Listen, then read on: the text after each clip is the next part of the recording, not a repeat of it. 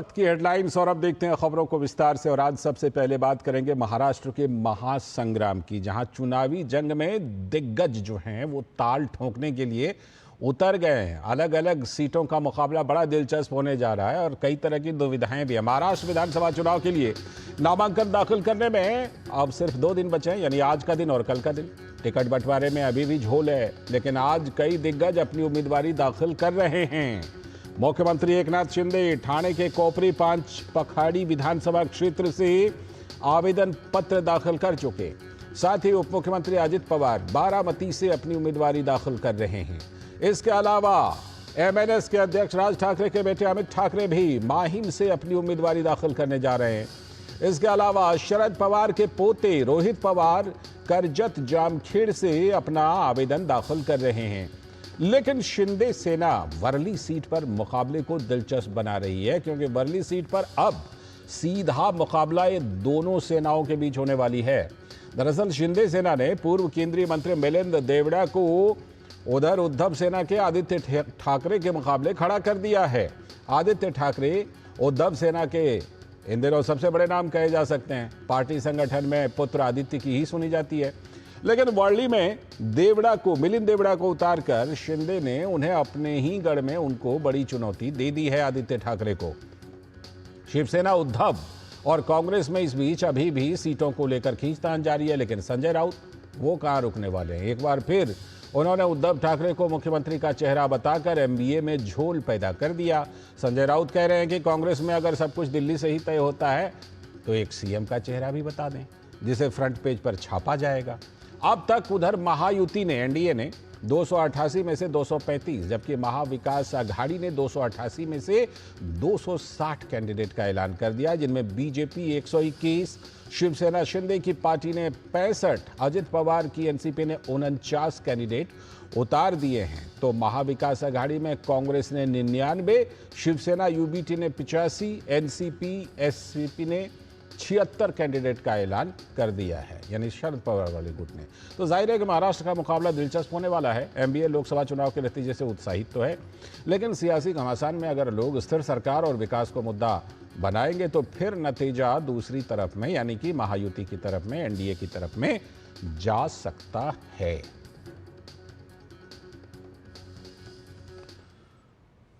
क्या समीकरण बन रहा है और कितने दिलचस्प मुकाबले होने जा रहे हैं। योगेश शीतल हमारे संवाददाता, जो बिल्कुल पैनी नजर रखे हुए हैं इन तमाम घटनाओं पर, मुंबई से हमारे साथ योगेश शीतल हमारे संवाददाता जुड़ चुके हैं।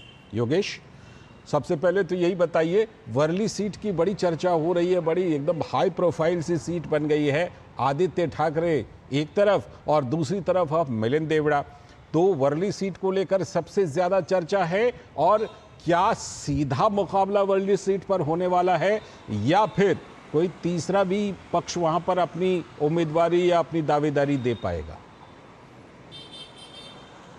जो तीसरा पक्ष की बात अगर करें तो संदीप देशपांडे की बात करेंगे, जो कि एमएनएस के हैं। वर्ली सीट जाहिर तौर पर काफ़ी रोमांचक होगा इस बार, क्योंकि पिछली बार जो एनसीपी के यहाँ पे नेता थे, उनके साथ एक तरीके से बैकडोर डील आप कह सकते हैं वो हुआ था, जिसके बाद कि आदित्य ठाकरे का रास्ता यहाँ पर साफ हुआ था। इस बार ट्रिंगुलर, जिसको बोलते हैं ट्रिंगुलर, त्रिकोणात्मक जो मुकाबला है वो यहाँ पर होगा। मिलिंद देवड़ा जान रहे वो एक तो बड़े चेहरे हैं, साथ में बड़ी पार्टी के बैनर लेके वो यहाँ उतरेंगे, और साथ में आदित्य ठाकरे और संदीप देशपांडे, तीनों का जो ट्रिंगुलर कंसेप्ट है, ट्रिंगुलर स्ट्रगल है, ट्रिंगुलर कंटेस्ट जो है वो यहाँ पर होगा। इसलिए वर्ली काफ़ी महत्वपूर्ण सीट मानी जा रही है। और अगर वर्ली के अलावा अगर बात करें पर्टिकुलरली इस असेंबली इलेक्शन में, तो जो अन्य सीटें हैं मुंबई में पर्टिकुलरली अगर बात करें तो माहिम का सीट उतना ही इंपॉर्टेंट है, क्योंकि एक तरफ जहां सरदार सरवनकर जो है वो उनको शिवसेना एकनाथ शिंदे ने उतारा है, वहीं जो राज ठाकरे की पार्टी सीधे वहां पे जो राज ठाकरे के बेटे हैं वो वहां से कंटेस्ट कर रहे हैं, जो कि पहला कंटेस्ट वहां पे होगा उनका। ये भी सीट काफी इंपॉर्टेंट मानी जा रही है। इन दोनों सीट के अलावा अगर आप देखें तो मुंबई के बाहर अगर जाए तो बारामती की सीट निश्चित तौर पर, पिछले हमने लोकसभा चुनाव में भी देखा था कैसे पवार वर्सेस पवार का टसल वहां पर हुआ था। इस बार भी अजीत पवार सीधे वहां पर टक्कर में है, और जो शरद पवार के पोते हैं, नाती आप कह सकते हैं ग्रैंडसन, वो वहां से कंटेस्ट करेंगे। आज जब वो नॉमिनेशन कर रहे थे तो वहां पे सुप्रिया शुले, शरद पवार दोनों वहां पे थी।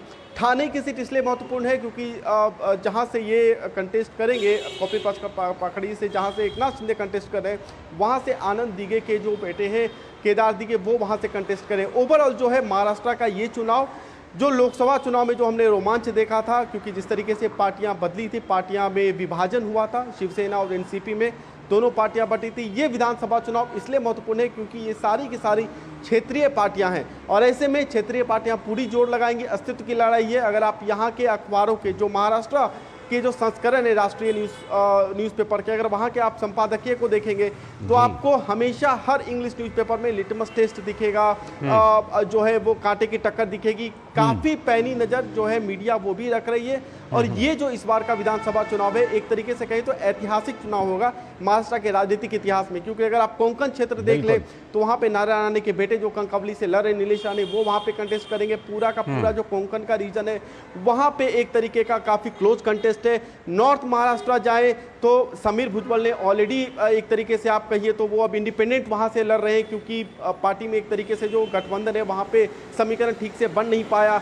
अगर आप मराठवाड़ा अगर आप चले जाएं या फिर विदर्भ चले जाएं जहां पे बीजेपी का होल्ड माना जा रहा है, वहां पे क्लोज कंटेस्ट है। ओवरऑल महाराष्ट्र का कोई पॉकेट ऐसा नहीं है जहां पे इस वक्त जो है चुनावी सरगर्मी काफी तेज ना हो। बिल्कुल ये दिखाई पड़ रहा है। और खास तौर पर एक बात और जो बड़ी मुझे लगता है कि महाराष्ट्र चुनाव को लेकर चर्चा है। अब देखिए नामांकन के तो 2 ही दिन बच गए, आज और कल, लेकिन बहुत सारी सीटों को लेकर के जो एडजस्टमेंट है उसको लेकर अभी तक भी मामला अटका हुआ है।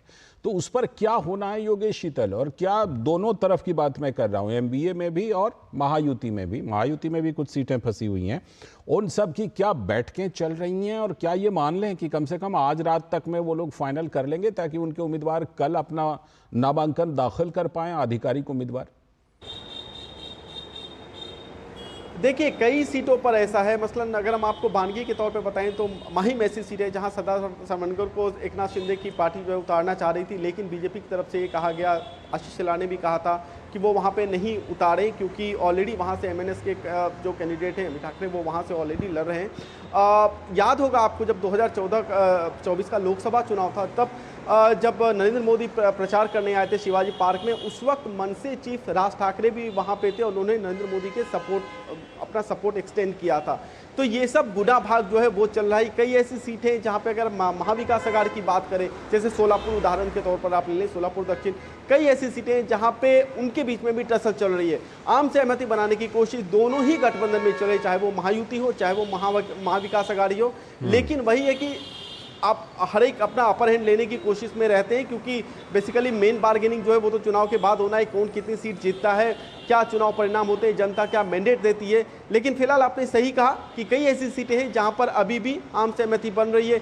देर शाम तक उम्मीद की जानी चाहिए, क्योंकि मंगलवार को जो है नॉमिनेशन का अंतिम दिन है, कल जो है नॉमिनेशन का अंतिम दिन है, कल के बाद नॉमिनेशन की तारीख खत्म हो जाएगी। तो उम्मीद की जानी चाहिए कि आज शाम तक ये चीज़ें सुलझ जाए और फिर कल नॉमिनेशन की प्रक्रिया में जो भी कैंडिडेट का नाम आता है वो नॉमिनेशन अपना दाखिल कर सके। उम्मीदवारों का तो नाम शायद सुलझ ही जाएगा और मुझे लगता है कि आज रात तक में ज़रूर सुलझा लेंगे, क्योंकि कल दाखिल भी करना है नामांकन। लेकिन सीएम पद को लेकर के तो संजय राउत रुकने वाले नहीं हैं। वो कह रहे हैं कि जब दिल्ली से ही इतने नाम सुलझाए जा रहे हैं तो एक सीएम का भी नाम दे दो ताकि हम छाप सकें उसको अखबारों में फ्रंट पेज पर कि ये हमारे सीएम होंगे।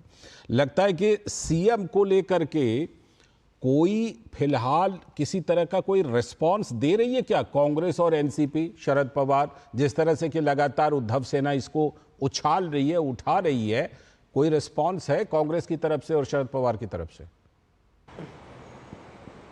देखिए कांग्रेस की तरफ से अगर मुख्यमंत्री पद को देखें तो कांग्रेस जिस तरीके की पार्टी की परंपरा रही है, जिस तरीके से पार्टी का अनुभव रहा है, वो कभी भी वहां का कोई कैंडिडेट मुख्यमंत्री के तौर पे खुद को प्रचारित नहीं करता, क्योंकि उनका जो फैसला होता है वो बेसिकली दिल्ली से किया जाता है। आला कमान वो वही रेफरेंस करेंगे कि आला कमान, क्योंकि जब पृथ्वीराज चौहान मुख्यमंत्री थे तब भी हमने देखा था किस तरीके से वो दिल्ली गए थे और किस तरीके से फिर नारायण राणे मुख्यमंत्री बने थे।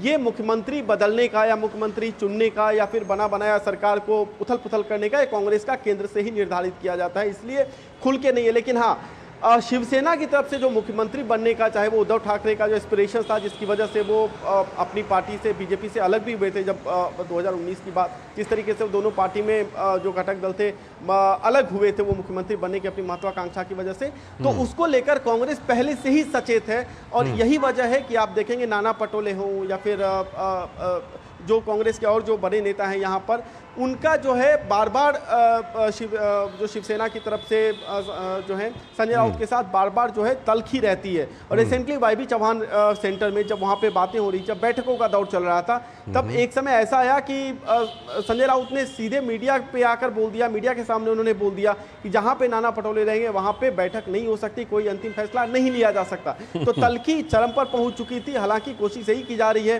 कि मीडिया के सामने, कैमरे के सामने, पत्रकारों के सामने चीज़ों को सामान्य दिखाया जा सके, क्योंकि शरद पवार ने, जो कि महाविकास अघाड़ी के बहुत एक कहते हैं कि एक स्ट्रॉन्ग पिलर है, उन्होंने पहले ही प्रेस कॉन्फ्रेंस में और कई बार उन्होंने इंडोर में कहा है कि अगर आपसी खटपट, अगर इन फाइट अगर सतह पर आती है तो चुनाव परिणाम पर इसका असर पड़ेगा, क्योंकि लोग इन सब चीज़ों को काफ़ी क्लोजली लेते हैं। खास करके कई ऐसे इलाके जैसे जहाँ पे मनोज जारंगे पाटिल का फैक्टर है, जहाँ मराठा आरक्षण का फैक्टर है, जहाँ पे पॉलिसी से रिलेटेड, जहाँ लाडकी बहन की इशू चल रही है, वहाँ पे क्रेडिट जो है वो गेन करने के इशू चल रहे हैं। तो कई सारे इशू हैं।